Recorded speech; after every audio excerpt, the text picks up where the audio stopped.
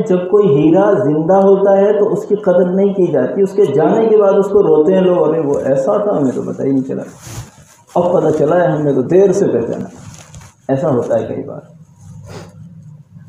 आज बात हो रही है मरहूम व मग़फ़ूर इस इलाक़े के मोहसिन, इस इलाक़े का एक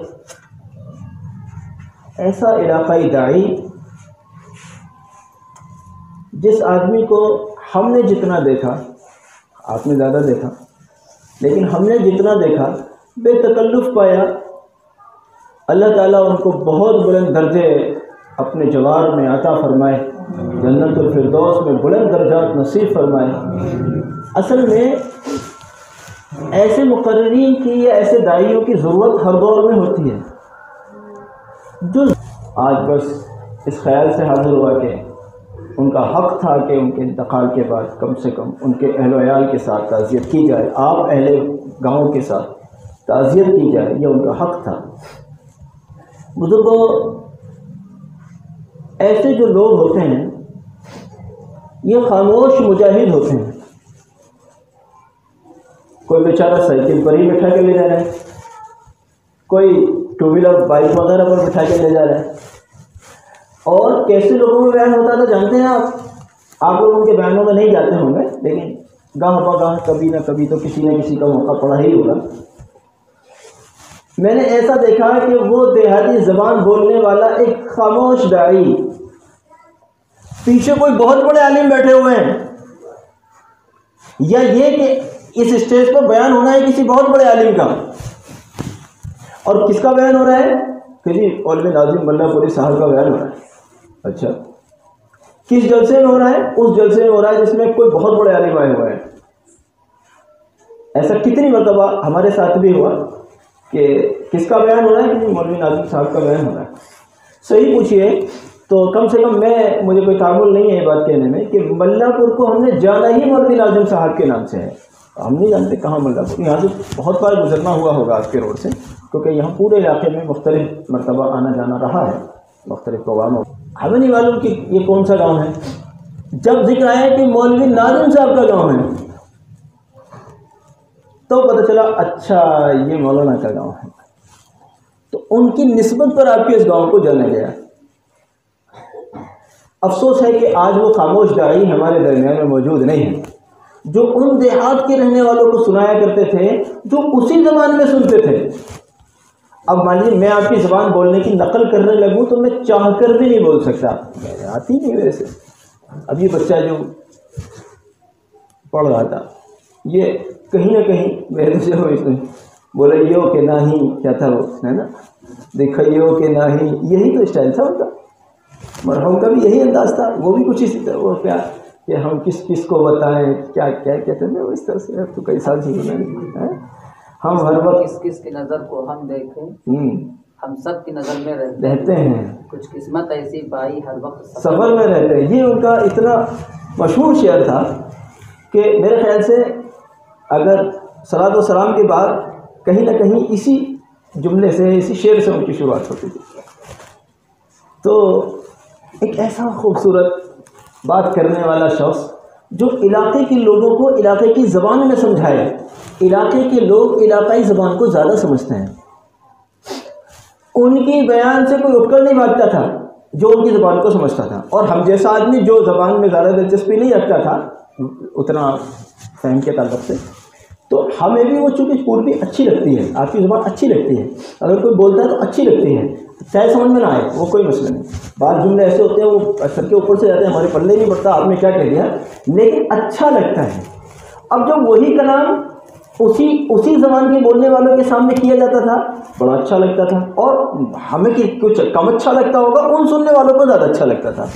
और शायद इसका अंदाज़ा इससे लगाया जाए कि जब उनका खिताब होता था तो लोग उठकर नहीं जाते थे, इससे ये अंदाज़ा हुआ कि इनको अच्छा लग रहा है।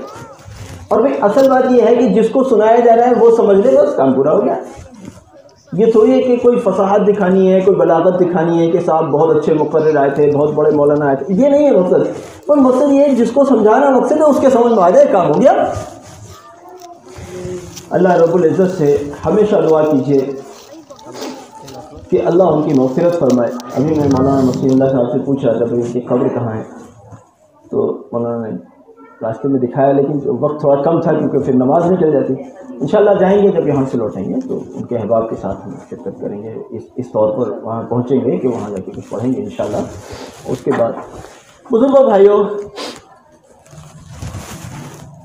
ये मौत, ये वफ़ात, ये रुखसत, ये जुदाई, ये मौलवी नाज़िम साहब के साथ ख़ास नहीं है।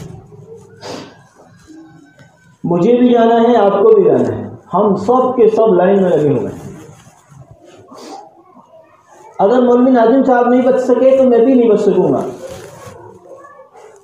वो नहीं बच सके तो आप भी नहीं बच सकेंगे। हम सबको अपने अपने वक्त पर जाना ही पड़ेगा। ये अल्लाह की कुदरत का एक निज़ाम है। चाहे हम बहुत बड़े रईस बन जाएं, इस गांव के प्रधान बन जाएं, अगर यहाँ प्रधान जी बैठे होंगे तो वो भी सुन रहे होंगे मेरी बात को, नहीं बैठे होंगे प्रधानों को हो सकता है मस्जिद माने की जरूरत ना पड़ती हो आपके गांव के। वैसे मेरा गुमान है शायद आपके प्रधान कम से कम नमाजी ज़रूर होंगे, मुझे नहीं मालूम, लेकिन अरे चलो अल्लाह उन्हें हिदायत दे, ईमान की तौफीक दे।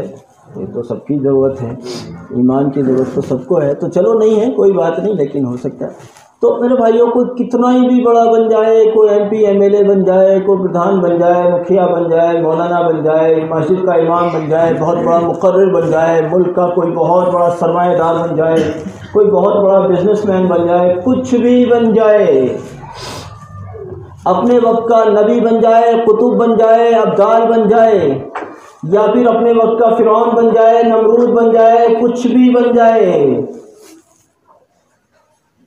मलकुल मौत की किसी से दोस्ती नहीं है।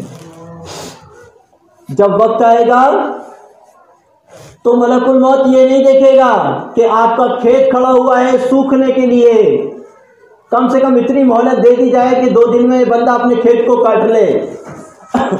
आपकी भैंस खड़ी हुई है इसलिए कि उसका दूध निकाल लिया जाए, कम से कम इसको इतनी मोहलत दे दी जाए कि ये अपने भैंस के दूध को निकाल ले, या इसको इतनी मोहलत दे दी जाए कि ये अपने बच्चों को कोई आखिरी वसीयत कर दे।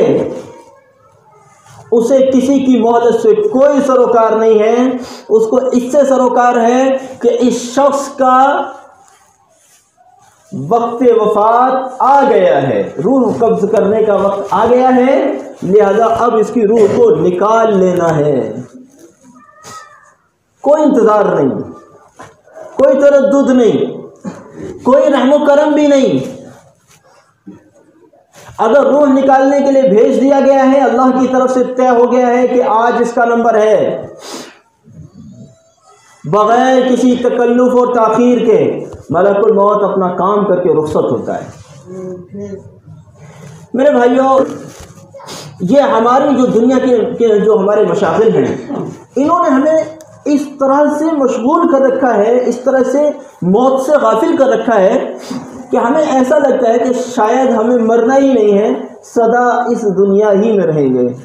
जिस वक्त में हमारा मकान बन रहा होता है, हम तामीर में बहुत लंबा चौड़ा हमारा प्रोजेक्ट होता है कि ऐसा फला इंजीनियर साहब आएंगे, इतने हज़ार रुपए इसका नक्शा बनाने का लेंगे, वो फला कॉन्ट्रैक्टर साहब से बात हो गई है, वो इस मकान को जो है इतने पैसे में इसका कॉन्ट्रैक्ट लेते हैं, इसका ठेका लेते हैं, इतनी लेबर आएगी, इतना इसमें मटेरियल आएगा, ये वो फला। जिस वक्त में हम ये सारी सौदेबाजियाँ और ये सारा एक सिस्टम तैयार कर रहे होते हैं, कई बार ऐसा होता है कि हम अपनी ज़मीन के ऊपर वाले इस मकान की तैयारी कर रहे होते हैं और अल्लाह की कुदरत से ज़मीन के नीचे वाले मकान का हुक्म हो चुका होता है। कई बार ऐसा होता है। कई बार ऐसा होता है जब बड़ा नफीस सा जोड़ा बाजार से खरीद रहे होते हैं, ये अच्छा नहीं है, ये दिखाइए, इतना सस्ता नहीं चलेगा, महंगा दिखाइए, ये महंगा नहीं चलेगा, सस्ता दिखाइए, ये वाली आइटम नहीं चलेगी, ये वाली क्वालिटी दिखाइए, अब गर्मी का दिखाइए, अब सर्दी का दिखाइए, अब बारिश से बचने का दिखाइए, अब रात का जोड़ा दिखाइए, अब शादी का दिखाइए, अब पार्टी में जाना है, वलीमे में जाना है, फला, अब इसका जोड़ा दिखाइए। जिस वक्त में हम वो नज़ाकत और नफासत वाले जोड़े ले रहे होते हैं, कभी टेलर से लड़ रहे होते हैं कि तुमने ये मेरा यहाँ से लूज कर दिया, तुमने बटन इसके मैच क्यों नहीं लगाए, तुमने यहाँ से इसको ऐसा कर दिया, ये मैंने ऐसा नहीं बोला था। कभी हम टेलर से लड़, जिस वक्त में हम बाजार से अपना कपड़ा खरीद रहे होते हैं या जिस वक्त में हम अपने टेलर से लड़ रहे होते हैं, कई बार उसी वक्त हमारे हिस्से का कफ्र उसी दुकान पर आकर रखा हुआ होता है जिससे हम नजाकत और नफासत का लिबास लेकर आए होते हैं और हमें अंदाजा भी नहीं होता। नजाकतों का लिबास मैं यहां से लेकर जा रहा हूं, कल को मेरी औकात बताने वाला कोई लिबास यहां से लेकर जाएगा। इस लिबास को मैं पहन सकूंगा या नहीं पहन सकूंगा, लेकिन उस वाले लिबास को ना चाहकर भी मुझे पहनना पड़ेगा। मेरे भाइयों, ये है हमारी जिंदगी का खुलासा, ये है हमारी जिंदगी का खुलासा। जब आपकी मस्जिद वाले जाते होंगे, लाइए मस्जिद के इमाम साहब की तनख्वाह का वक्त हो गया है, आप मस्जिद के इमाम साहब की तनख्वाह के नाम पर 100-200 रुपए नहीं देते होंगे। कई बार जब आप 100-200 रुपए को बचाने के पीछे मस्जिद से जाने वाले इंतजामिया के उस फर्द को खाली हाथ वापस भेज रहे होते हैं, जो तनख्वाह की वसूली के लिए या मस्जिद के इंतजाम से मुताल्लिक़ रकम वसूल करने के लिए आपके पास जा रहा होता है, आप 100-200 रुपए के पीछे लड़ रहे हैं उससे, नहीं है साहब जाइए साहब फलां फलां फलां। कई बार ऐसा होता है अल्लाह की तरफ से फैसला हो गया होता है कि इसने जो लाखों रुपए बैंक में जमा कर रखे हैं, अब ये उसमें के किसी 1 रुपए का भी हकदार नहीं बचा, क्योंकि अब इसका वक्त आ गया है। 100-200 रुपए देने में तकलीफ हो रही थी, अब वो सारी प्रॉपर्टी छोड़कर उसको जाना पड़ रहा है। सब खत्म, 100-200 के लिए लड़ रहे थे, लाखों रुपए छोड़ दो, अब जरूरत ही नहीं है तुम्हें इसकी, नहीं अभी तुम्हारी कोई चारा नहीं। मेरे भाइयों, जिंदगी का इतना सा खुलासा है, इतना सा खुलासा है, जिस जिंदगी के पीछे इस कदर परेशान है। अभी रात में मैं एक जगह था, तो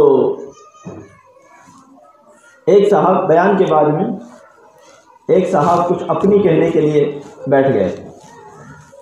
बहरहाल उनसे गुफ्तगू के बाद जब बाहर निकले, किसी ने कहा ये उन साहब का मकान बन रहा है जो अभी आपसे बात कर रहे थे। ठीक है, बहुत अच्छा। क्या थी उसकी खूबी? 9 साल से बन रहा है। कितने सालों से?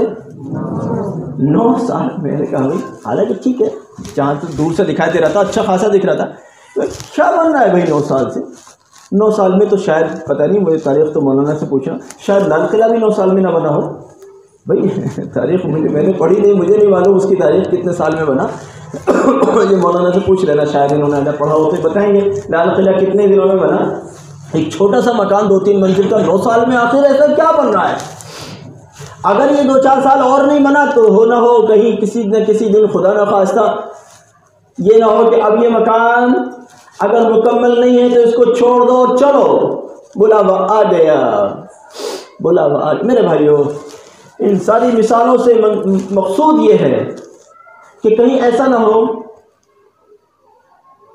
वक्त आ जाए और हमारी गफलतें और हमारी सुस्तियां दूर ही न हो, और फिर मलकुल मौत की शक्ल को देखकर अपनी ज़बान खामोश से, जिसको बस मलकुल मौत समझता होगा शायद, ज़बान खामोश से फिर मलकुल मौत को यूँ कहेगा, मलकुल मौत तुम आज चले जाओ, आज रात को अपने गुनाहों की अल्लाह से माफ़ी तो करा लो, आज मैं अल्लाह से अपने गुनाहों की माफ़ी करा लूँ, मलकुल मौत तुम कल आ जाना, तुम्हारा एहसान होगा। और मलकुल मौत कहेगा कि कोई एहसान वहसान नहीं होगा, मैं तुम पर एहसान करने नहीं आया, बल्कि तुम्हें गुमराही या जलालत या गफलत की ज़िंदगी से बाहर निकाल कर तुम्हें उस अबदी ज़िंदगी की तरफ लेने आया हूँ। कोई मोहलत नहीं मिलने वाली है, कोई मोहलत नहीं मिलेगी, बस लेकर ही जाऊँगा, खाली हाथ नहीं जाऊँगा। इसकी सारी गफलतें यूं रखी की रखी रह जाएं, ये मन्नत कर रहा हो उसकी, मलकुल मौत आज तो छोड़ दीजिए, तुम्हारा एहसान होगा। और मलकुल मौत कहेगा कि जो लम्हा अल्लाह रब्बुल इज़्ज़त की तरफ से तुम्हारे लिए मुकर्रर है, उसी लम्हे में तुम्हारी रूह को मुझे कब्ज करना है, आधा सेकंड भी आगे पीछे नहीं करना है। ये एक वाकया बतौर मिसाल समझिए। एक आदमी हज़रत सुलेमान अलैहिस्सलाम के दरबार में खड़ा हुआ है और अचानक हज़रत सुलेमान अलैहिस्सलाम से कहता है कि हज़रत ये जो आदमी खड़ा हुआ है ना दरबार में आपके, मुझे इससे डर लगता है। अब सुलेमान अलैहिस्सलाम के दरबार में नबी भी हैं, बादशाह भी हैं, और बादशाह भी अपने वक्त का योगी मोदी नहीं है। ऐसा बादशाह जिसकी जिन्नात पर भी हुकूमत, हवाओं पर भी हुकूमत अल्लाह की कुदरत से। उन अजीमुल मर्तबत बादशाह के सामने एक दरबारी यूं कह रहा है, हजरत मुझे इस आदमी से डर लग रहा है, ये आपके दरबार में जो दूसरा आदमी खड़ा हुआ है, और डर लग रहा है। मेरे डर का हाल ये है, हजरत मुझे हिंदुस्तान भेज दीजिए। कहाँ हो रही है बात? फिलिस्तीन में। फिलिस्तीन में यूं कह लो, कहाँ हो रही है बात? अरब में बैठकर। हजरत मुझे इस आदमी से बड़ा डर लग रहा है, मुझे हिंदुस्तान भेज दीजिए। हजरत ने कहा चलो ठीक है भाई, तुम्हारी ये ख्वाहिश है। हजरत ने हवाओं को हुक्म दिया, इस शख्स को हिंदुस्तान छोड़कर आओ। हवा तो अल्लाह के हुक्म से, हजरत सुलेमान अलैहिस्सलाम की हुकूमत थी हवाओं पर भी। हवा ने उस आदमी को उड़ाया और हिंदुस्तान पहुंचा दिया। थोड़ी देर के बाद में वो आदमी जिस आदमी से खौफ आ रहा था, जिस आदमी से डर लग रहा था, वो आदमी थोड़ी देर के बाद में फिर दरबार में नजर आया। सुलेमान अलैहिस्सलाम ने पूछा तुम फिर आ गए? अभी तो फला शख्स अपने खौफ का इजहार कर रहा था, उसकी शिकायत कर रहा था, और वो चाहता था कि मुझे हिंदुस्तान पहुंचा दिया जाए इस आदमी से, ताकि मुझे अमन मिल जाए, तुम फिर आ गए? वो आदमी जिससे खौफ आ रहा था, उस आदमी ने कहा हुजूर आपने मुझे पहचाना नहीं? लेकिन कौन हो तुम? हजरत मैं मलकुल मौत हूं, मैं मौत का फरिश्ता हूं, और माजरा यह है कि मैं यूं परेशान था, अल्लाह रब्बुल इज़्ज़त ने मुझे हुक्म दिया था इस शख्स की रूह को हिंदुस्तान में जाकर कब्ज करना है, और इसका वक्त आ गया है, और ये आपके दरबार में मौजूद है, और हुक्म यह है हिंदुस्तान में जाकर इसको कब्ज करना है। कैसे होगा? मैं यूं परेशान था, लेकिन मैंने अल्लाह की कुदरत को देख लिया कि अल्लाह की कुदरत अजीब रही। इस आदमी को अचानक ही मुझसे खौफ आने लगा, और ये आदमी अपने आप ही आपसे कहने लगा, ये किसी और मुल्क को भी कह सकता था। इसने अचानक ही कह दिया कि मुझे तो आप हिंदुस्तान भेज दीजिए, और ये हिंदुस्तान पहुंचा, पीछे पीछे से मेरे को पहुंचना ही था। मैंने इसकी रूह को निकाला, इसको इसके ठिकाने पर पहुंचाया, फिर दोबारा आपकी खिदमत में सलाम करने के लिए हाजिर हो गया हूं। कोई समझता हो मैं तो किलों में महफूज हो जाऊंगा, रूह मेरी नहीं निकलेगी। अगर रूह नहीं निकलनी थी मेरे भाइयों, नबियों की नहीं निकलनी थी, और अगर नबियों की निकलनी थी तो सैयदुल अंबिया वल मुरसलीन हज़रत मोहम्मद सल्लल्लाहु अलैहि वसल्लम की नहीं निकलनी थी। लेकिन कोई नहीं बचा।